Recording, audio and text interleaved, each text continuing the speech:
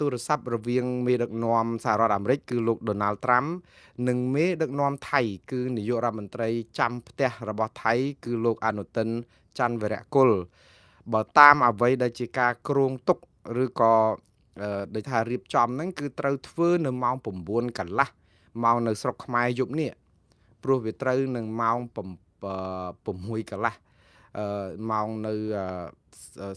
សំទោសបើ9កន្លះគឺបានន័យថា9កន្លះព្រឹកនៅឯរដ្ឋធានី Washington នៅឯសេតវិមាននៅថ្ងៃនេះព្រឹកនៅថ្ងៃនេះបានន័យថាមុននេះប្រហែលជាជាងកន្លះម៉ោងដូច្នេះបើអ្វីប្រព្រឹត្តទៅដោយរលូនដោយមិនមានការរាំងស្ទះដូចលោកមុនទៀតទេឬក៏មានការអាក់ខានអីទេបានន័យថាម៉ោងនេះគឺលោកនាយករដ្ឋមន្ត្រីចាំផ្ទះរបស់ថៃអនុទិនច័ន្ទវរៈគុលកំពុងតែទូរស័ព្ទជាមួយនឹងលោក Donald Trump ទៅហើយយើងអត់ដឹងថាតើការសន្ទនាគ្នាតាមទូរស័ព្ទនេះត្រូវការពេលវេលាយូរប៉ុន្មានបើនិយាយត្រឹមតែកន្លះម៉ោងពីម៉ោង9កន្លះដល់ម៉ោង10ម៉ោងនេះគួរតែចប់ទៅហើយក៏ប៉ុន្តែបងប្អូនដោយសារតែនេះគឺជាការផ្សាយផ្ទាល់ដូច្នេះខ្ញុំមិនដឹងថាតើកិច្ចសន្ទនាគ្នារវាងលោកអនុទិនច័ន្ទវរៈគុលនិងលោក Donald Trump និយាយអីគេខ្លះហើយក៏មិនដឹងថាតើទូរស័ព្ទនឹងពិតជាបានធ្វើហើយឬនៅទេព្រោះអីម៉ោង9កន្លះបើគាត់ចាប់ផ្ដើមបានន័យថាគាត់កំពុងជជែកគ្នាដូច្នេះមិនមានព័ត៌មានណាដែលអាចនឹងផ្សាយជូនបងប្អូនតាន់ទេក៏ប៉ុន្តែខ្ញុំនឹងជម្រាបជូនបងប្អូនអំពីថាតើខាងភាគីថៃគេត្រៀមអីគេខ្លះនៅពេលដែលគ្រោងនឹងពេលដែលថាលោកត្រាំទេទៅហ្នឹងបងប្អូនដឹងហើយថាទូរស័ព្ទហ្នឹងខកខានពី3ដងហើយដំបូងឡើយគឺថាលោកត្រាំថាថ្ងៃ10ខែធ្នូគាត់នឹងទេទៅលោកនាយរដ្ឋមន្ត្រីហ៊ុនម៉ាណែតនិងលោកនាយរដ្ឋមន្ត្រីថៃអនុទិនច័ន្ទវរៈគុលមុនរំលាយរដ្ឋសភាថៃដល់ពេលដែលថាដូច្នេះនៅ Pennsylvania ហ្នឹងអត់ទាន់បានទេអាថ្ងៃ10ធ្នូហ្នឹងទៅគាត់ថាចាំថ្ងៃ11ធ្នូហ្នឹងដើម្បីនឹងរៀបចំចាត់ចែងឲ្យទេទៅណាត់ជួបនាយករដ្ឋមន្ត្រីខ្មែរឬក៏នាយករដ្ឋមន្ត្រីថៃនឹងហើយថាគ្រោងនឹងធ្វើនៅម្ដុំប្រលប់ឬក៏យប់ម៉ោងប្រហែលហ្នឹងម៉ោងប្រហែល9កន្លះម៉ោង10ហ្នឹងនៅឯស្រុកខ្មែរថ្ងៃពីយប់ម្សិលក៏ប៉ុន្តែក៏ខកខានទៀតដោយសារអីយប់ហ្នឹងដែរត្រូវបានរដ្ឋសភាថៃហ្នឹងលោកអនុទិនច័ន្ទវរៈគុលប្រកាសរំលាយរដ្ឋសភាចោលមុននៅក្នុងថ្ងៃជាមួយគ្នាដែលក្នុងការតែថ្ងៃទៅត្រូវលើកទូរស័ព្ទលោកត្រាំហ្នឹងដោយសារតែរឿងជំនាស់ផ្ទៃក្នុងរដ្ឋសភាថៃហ្នឹងហើយអ្នកមួយចំនួនថាអាចមកជាលេះកិច្ចមិនចង់លើកទូរស័ព្ទលោកត្រាំឯងប៉ុន្តែអាហ្នឹងគាត់ថាជាការអះអាងសន្និដ្ឋានទេតែការពិតគឺថ្ងៃនេះគឺពិតជាមានការគ្រោងរៀបចំឲ្យមានទូរស័ព្ទហ្នឹងម្ដងទៀតម៉ោង9កន្លះអញ្ចឹងដដែលគឺលើកមកថ្ងៃទី12នេះដែលម៉ោងនេះដែលគួរតែពួកគាត់កំពុងសញ្ជេគគ្នាឥឡូវនេះ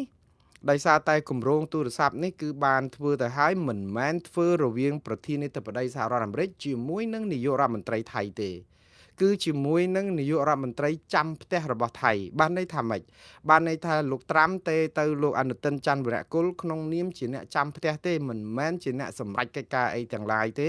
ព្រោះដោយសារអីរដ្ឋាភិបាលថៃនៅពេលនេះគឺអត់មានទេនៅតែរដ្ឋាភិបាលចាំផ្ទះព្រោះអីរំលាយចោលទៅគឺត្រូវការរៀបចំការបោះឆ្នោតថ្មីមួយក្នុងរយៈពេល45ថ្ងៃទៅ60ថ្ងៃតាមរដ្ឋធម្មនុញ្ញរបស់ថៃហើយបើសិនជារៀបចំការបោះឆ្នោតលឿនយ៉ាងណាក៏ត្រឹមចុងខែមករាឬក៏ដើមខែកុម្ភៈដែរដូច្នេះមានន័យថាយ៉ាងម៉េចបានន័យថាការជជែកក្នុងពេលនេះគឺអ្វីគឺឥទ្ធិពលនេះវាធ្លាក់ទៅលើយោធាថៃនិងស្ដេចថៃទៅវិញវាលែងជារដ្ឋាភិបាលហើយពីមុនមានរដ្ឋាភិបាលមិននៅអំណាចនៅលើយោធាទាំងស្រុងនិងស្ដេចថៃទាំងស្រុងចុះឥឡូវទម្រាំតែរដ្ឋាភិបាលចាំផ្ទះដូច្នេះលោកអនុទិនច័ន្ទវរៈគុលដែលជានាយករដ្ឋមន្ត្រីចាំផ្ទះនេះប្រហែលជាមិនមានអ្វីដែលត្រូវនិយាយច្រើនក្រៅតែពី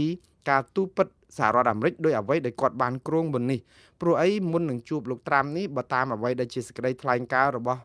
រដ្ឋមន្ត្រី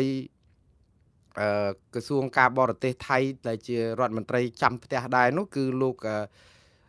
ស៊ីហាស័កភួងកេតកែវគាត់បានប្រាប់សារព័ត៌មានថៃគ្រប់ប៉ុស្តិ៍ថាលោកអនុទិនច័ន្ទវរៈគុលបានត្រៀមខ្លួននឹងនិយាយជាមួយនឹងប្រធានាធិបតីសហរដ្ឋអាមេរិក Donald Trump នៅក្នុងការជជែកពីរឿងចំនួនព្រំដែននេះហើយគោលដៅរបស់ថៃគឺធ្វើយ៉ាងណាពន្យល់អាមេរិកឲ្យយល់អំពីអ្នកណាជាសម្ោចអ្នកសម្ោចក្នុងខោអ្នកថៃគេនិយាយចឹង គេចង់មកប្រាប់អាមេរិកថាអ្នកណានាំអាតមុនអ្នកណានាំភ្លើងមុនអញ្ចឹងគេថាគេអត់មាននិយាយអីក្រៅតែពីការពារដែនអធិបតេយ្យបូរណភាពរបស់ថៃហើយបើមានការចរចាអីគឺគេសុំឲ្យចរចាផ្ទាល់ជាមួយយោធា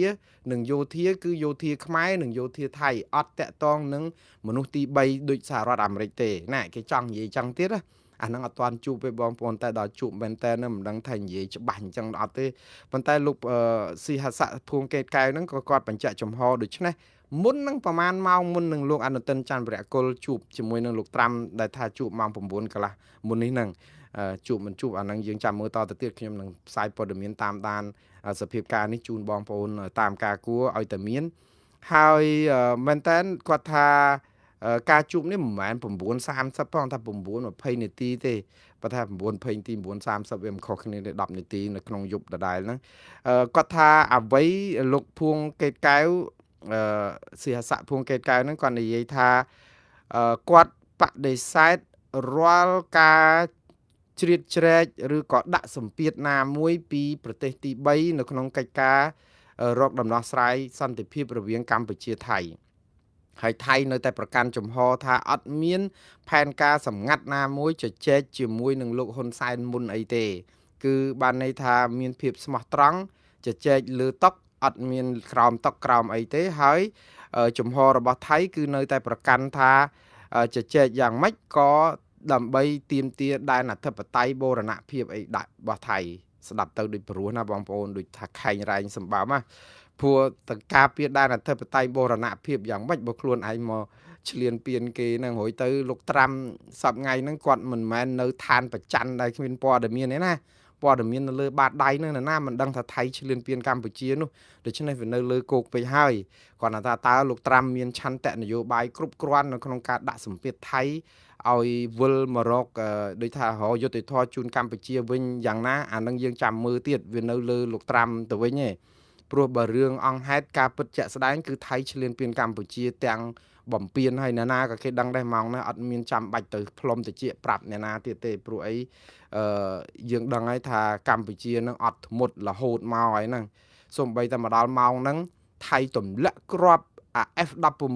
ស្រស់ក៏អត់ដឹងឃើញថាខ្មែរប្រើអាស្អីគេហៅថាអាសំណាញ់មេឃហ្នឹងនៅណា